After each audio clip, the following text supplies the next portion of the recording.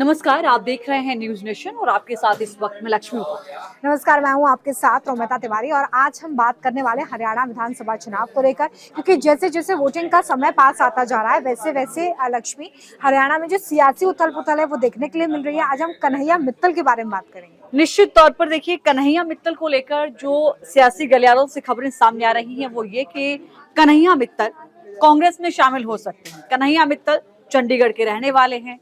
खबर ये है कि अब तक वो लगातार भारतीय जनता पार्टी के करीबी रहे। 2022 में आपको याद होगा गाना जिसने पूरे यूपी में नहीं देश में लोगों की जुबान पर अपनी जगह बनाई, जो राम को लाए हैं हम उनको लाएंगे, यूपी में फिर से हम कमल खिलाएंगे, ये गाना योगी आदित्यनाथ के लिए कन्हैया मित्तल ने ही गाया था। लेकिन अब खबरें ये हैं कि वो बीजेपी से नाराज होकर कांग्रेस पार्टी में जा सकते हैं और हरियाणा से, क्योंकि वो पंचकुला से टिकट चाहते थे भारतीय जनता पार्टी से, हालांकि उनकी तरफ से कहा जा रहा है कि उन्होंने कभी डिमांड नहीं की, लेकिन पंचकुला से टिकट चाहते थे, जहां से बीजेपी ने अपने कैंडिडेट का ऐलान पहले ही कर दिया है।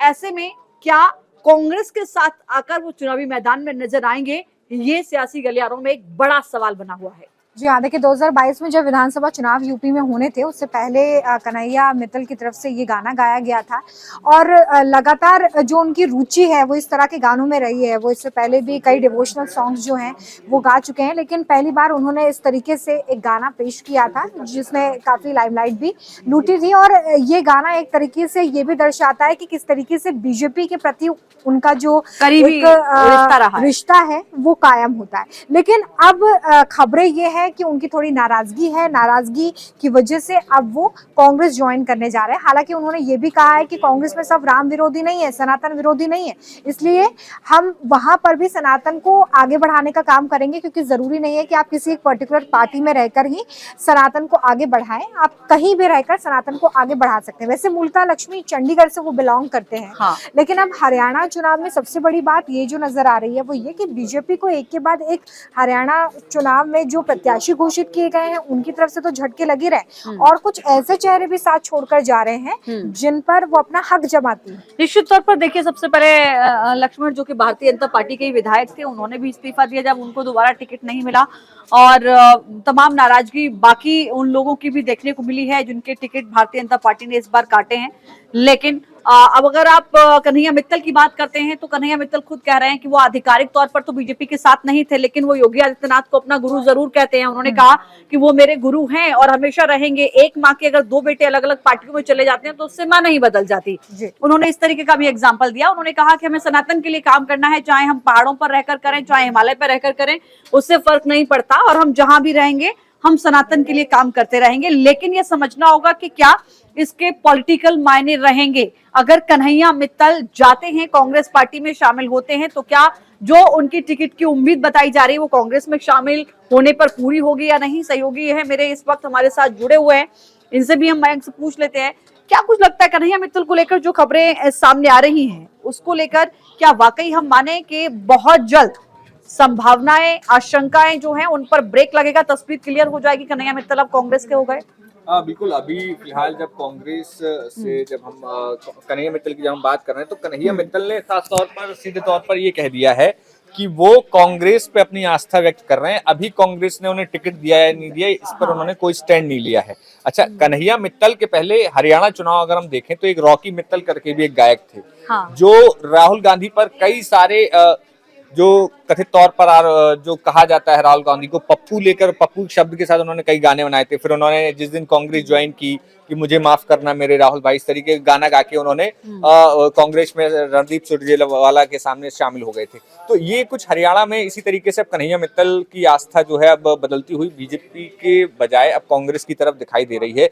ये हरियाणा चुनाव काफी दिलचस्प और मुश्किल की घड़ी बीजेपी के लिए हो गया है, क्योंकि वो जो अब तक एक पार्टी में एक होता था कि एक शिष्टाचार की बात होती थी, एक पार्टी का एक डेकोरम की बात होती थी, लेकिन अब सारे लोगों की अपनी आवाजें मुखर होकर सामने आने लगी हैं। खासतौर पर हरियाणा में ये आवाज बहुत ज्यादा सुनाई देती है। और इसके पहले भी अगर हम देखें तो बीजेपी के लिए मुश्किल ये है कि पहले अयोध्या चुनाव हारे, उसके बाद बद्रीनाथ का बाई इलेक्शन हार गए, और ऐसे में जो सनातनी छवि के लोग जिन्होंने सनातनी छवि को मजबूत किया, सनातनी छवि को गढ़ा, अब वो कांग्रेस की तरफ अपना रुख कर रहे हैं। तो भारतीय जनता पार्टी का जो सनातन का मुद्दा रहा है, जो सनातन की बात हमेशा पार्टी के नेताओं ने कही है, तो उसमें कहीं ना कहीं डेंट तो लगता ही है। एक चीज और मैं आपसे समझना चाह रही हूँ, वो ये कि देखिए 4 अगस्त की कुछ तस्वीरें ऐसी सामने आई जब एक यात्रा निकल रही थी, तो सैनी के साथ नजर आए थे कन्हैया मित्तल। और पंचकुला सीट की जब हम बात करते हैं तो मुझे याद है कि ज्ञानचंद गुप्ता को बीजेपी ने इस बार भी वहां से टिकट दे दिया है, जहां की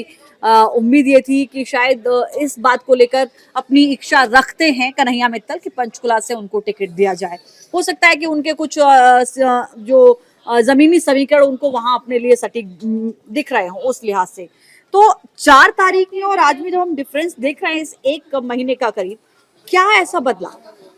देखिए, इस वक्त भारतीय जनता पार्टी के पास टिकट मांगने वालों की इतनी लंबी कतार है कि किसको रखा जाए, किसको मनाया जाए, किसको मना किया जाए, ये बहुत मुश्किल हो गया है। और ऐसे में सारे बड़े बड़े दिग्गज हैं, हर एक क्षेत्र के दिग्गज हैं, तो ऐसे में मुश्किल ये है कि किसको रखा जाए। और दूसरी तरफ अगर इस पूरे समीकरण को देखें यहाँ पर, तो जो हरियाणा का इलेक्शन है वहाँ पर जो उनके खुद के विधायक हैं, इसके साथ अगर टिकट मांगने वालों की बात करें तो यहाँ पर जो मुख्यमंत्री मनोहर लाल खट्टर थे, उनके कई सारे ओएसडी थे जो लाइन में थे, जो कई सारी सीटों पर टिकट मांग रहे थे। विधायकों के भी टिकट कट रहे हैं ना। भारतीय जनता पार्टी ने तो अपने भी तमाम चेहरे बदले हैं समीकरणों को ध्यान में रखते हुए। भारतीय जनता पार्टी ने तो अपने मुख्यमंत्री का चेहरा बदल दिया चुनाव से पहले। तो ये उसी की कवायद है। अब जो मुख्यमंत्री का जो स्थिति में अभी हरियाणा में पार्टी है, वहां पर उस स्थिति से आगे निकलने के लिए पहले उन्होंने मुख्यमंत्री का चेहरा बदला, लेकिन अब फिलहाल की स्थिति में वो जो जितने नाराजगी विधायकों को लेकर थी, उस पर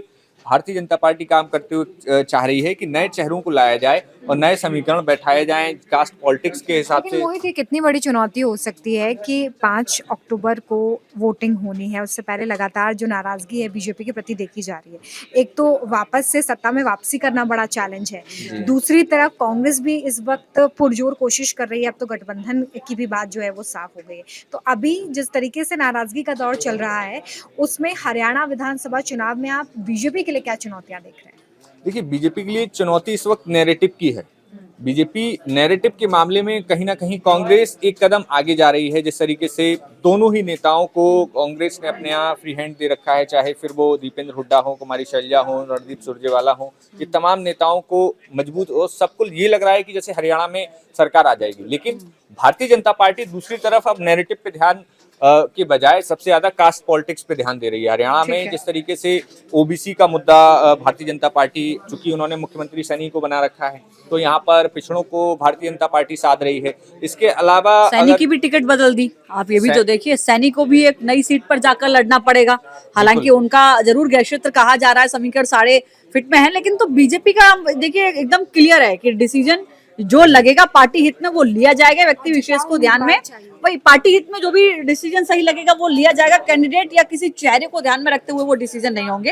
एक सवाल ये भी है कि जब कन्हैया मित्तल इस बात को कहते हैं कि हम तो आधिकारिक तौर पर बीजेपी के साथ थे ही नहीं, आधिकारिक तौर पर तो हम कभी उनके मेंबर नहीं रहे, तो फिर इससे बीजेपी को झटका किस तरीके से कहा जाए उनके लिहाज से? मैं कह रही हूँ कन्हैया मित्तल का अपना बयान तार्किक तौर पर ठीक होगा कि हम बीजेपी के साथ नहीं थे, लेकिन जो एक प्रोजेक्शन रहता था, चाहे आप देखेंगे तमाम जितने चुनाव के पहले जितने भी जो अन्य लोग होते हैं, सोशल मीडिया इन्फ्लुएंसर आप कह दें, तो ये लोग कहीं ना कहीं किसी ना किसी का सपोर्ट या वो करते हैं। तो ऐसे में जो जनता होती है, में प्रोजेक्शन जो है वो सटीक बैठता है। जैसे हम कंगना रनौत का अगर एग्जाम्पल ले लें, लगातार उनकी तरफ से बयानों को लेकर जो प्रोजेक्शन था, जिस तरीके से वो राम मंदिर में पहुंची थी प्रोग्राम में, तो ये प्रोजेक्शन जो है वो टिकट में तब्दील हुआ। लेकिन यहाँ पर आपको क्या कमी लगती है? देखिए, यहाँ पर हो सकता है कास्ट पॉलिटिक्स के हिसाब से चीजें ठीक ना बैठी, और बड़ी चीज ये भी है कि स्थानीय तौर पर नेताओं की नाराजगी भाजपा इस वक्त मोल लेना ही नहीं चाहती कि बाहर से नेताओं को इम्पोर्ट कर लिया जाए,